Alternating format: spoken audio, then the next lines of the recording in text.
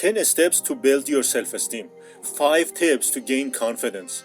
How many self-help guru have you heard claiming such things? Probably many. We hear about self-esteem all the time, but do you know what it actually is and how we can improve it? Self-esteem is like the immune system of our consciousness. We need it to handle life's difficulties, and without it, we cannot live a fulfilling life. The way that self-esteem works is to create certain expectations about what we are capable of. Those expectations influence our behavior in a way that turns them into reality. Self-esteem becomes a self-fulfilling prophecy. Self-esteem really comes down to something quite simple. We all have a right to be happy. Self-esteem is about fighting for our right to happiness and facing challenges with confidence. A woman came to Nathaniel Branden wondering why she always fell for married guys who didn't care about her. The pattern started to make more sense when she revealed that her father abandoned her family when she was a child, and her mother blamed her for that.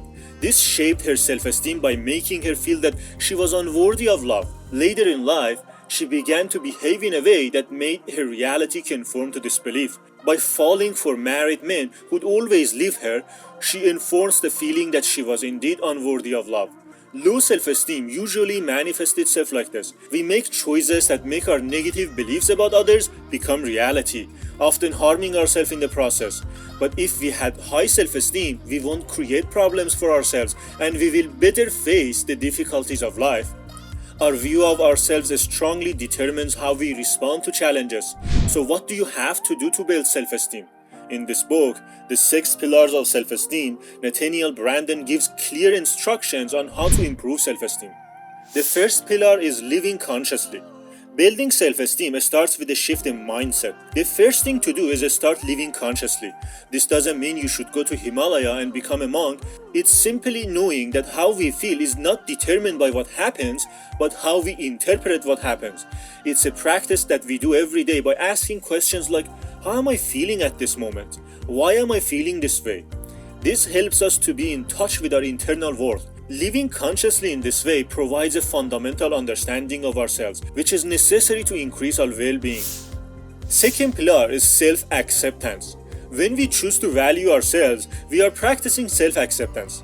Have you done anything in the last week that you regret? Self-acceptance doesn't mean to justify those negative actions. Instead, it means that you try to understand what caused you to take that action. Maybe you were stressed out. If you accept why you reacted that way, you actually make it less likely to do that behavior again. But if you don't accept yourself as you are now, you'll never be able to improve. You need to hold something in your hand before you can let go of it. The third pillar is taking responsibility. This is basically taking control of your existence and your happiness by being solution-oriented. It means whenever you face a problem or challenge, you ask yourself, what can I do about it? You don't blame others. Instead of saying, he pushed my buttons, or I would act differently, if only she would, remember that it is not someone else's job to make us happy. Yes, it's your responsibility, and almost always acknowledging this fact and taking responsibility empower us to face the challenges of life. The fourth pillar is self-assertiveness. All of us agree with the statement, I have a right to exist. But if someone asks us to go in front of a crowd and say it out loud, we might feel embarrassed. Why most of us struggle to assert such a basic right? Because it may cause us to be rejected. To be self-assertive is simply openly be who you are and stand for your beliefs. But this can trigger our fear of disapproval. Like, if I be who I really am, I might get rejected. But each time that you go against the fear, each time that you express yourself or stand for your values, you strengthen your sense of self-esteem. Pillar number 5 is living purposefully. If you genuinely ask yourself, what do you want and where you want to go, and then head toward that destination, you are starting to live purposefully. But this is not enough, and you have to keep monitoring your progress. Jack dreamt all his life of becoming a writer, but instead of working on it, he decided to just wait until he felt ready. What do you think happened? Years later, he was no closer to his dream. Although he had a clear purpose, he didn't take enough action, and he failed to live purposefully. Our self-esteem depends on not only having a clear purpose, but also on making our actions match our dreams. And finally, pillar number 6 is practicing personal integrity. Personal integrity means making our behavior match our words. This actually shows itself in a small everyday things, such as keeping promises or telling the truth even when it is hard. A lack of personal integrity usually shows itself by dishonesty and hypocrisy.